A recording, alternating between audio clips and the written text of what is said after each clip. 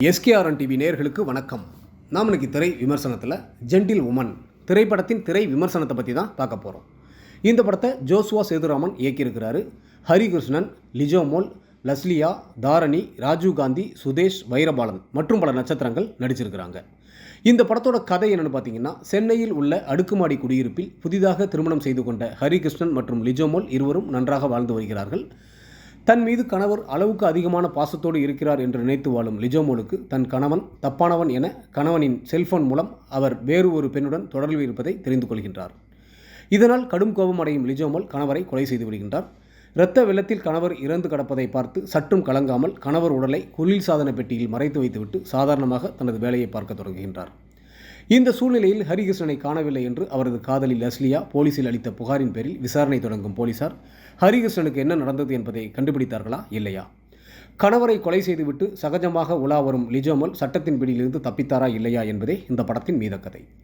கதையின் நாயகியாக அழைத்திருக்கும் லிஜோமோல் தன் கணவர் செய்த தவறை அறிந்து சாதாரண பெண் போல் கலங்கினாலும் அடுத்த கணமே சற்றும் எதிர்பார்க்காத ஒரு விஷயத்தை செய்து பார்வையாளர்களை பதற வைத்து விடுகின்றார். கணவரை கொலை செய்துவிட்டு எந்தவிதமான பதற்றத்தையும் வெளிக்காட்டாமல் ஒவ்வொரு நாட்களையும் கடந்து செல்வது படம் பார்ப்பவர்களுக்கு ஆச்சரியமாக இருந்தாலும் அதை தனது நடிப்பு மூலம் மிக சாதாரணமாக கையாண்டு கைதட்டல் பெறுகின்றார். நாயகனாக நடித்திருக்கும் ஹரிகிருஷ்ணன் கடவுள் பக்தி நெற்றியில் பட்டை என்று நல்ல பிள்ளையாக இருந்தாலும் பெண்கள் விஷயத்தில் அடப்பாவி என்று சொல்லும் அளவுக்கு சேட்டை மன்னனாக வலம் வருகின்றார். குறைவான காட்சி என்றாலும் திரைக்கதையோட்டத்தில் நிறைவாக செய்திருக்கின்றார். மற்றொரு நாயகியாக நடித்திருக்கும் லஸ்லியாவும் சிறப்பாக நடித்திருக்கின்றார். லிஜோமோலின் தங்கையாக நடித்திருக்கும் தாரணி, போலீஸ் இன்ஸ்பெக்டராக நடித்திருக்கும் ராஜீவ் காந்தி, போலீஸ் இணை ஆணையராக நடித்திருக்கும் ஸ்டண்ட் மாஸ்டர் சுதேஷ், போலீஸ் கான்ஸ்டபிளாக நடித்திருக்கும் வைரபாலன் என படத்தில் நடித்திருக்கும் அனைவரும் அவரவர் கதாபாத்திரம் உணர்ந்து சிறப்பாக நடித்துள்ளார்கள். போலீஸ் இன்ஸ்பெக்டராக நடித்திருக்கும் ராஜீவ் காந்தி தனது சொந்த ஊர் பாசத்தை வெளிப்படுத்தும் காட்சிகள் அனைத்தும் சிரிப்பு சரவெடியாக வெடிக்கின்றது. இசையமைப்பாளர் கோவிந்த் வசந்தாவின் இசையில் பாடல்களும் பின்னணி இசையும் ரசிக்க வைக்கின்றது. சா காத்தவராயனின் ஒளிப்பதிவு படத்திற்கு பெரிய பலம். இளையராஜா சேகரின் படத்தொகுப்பு அருமை.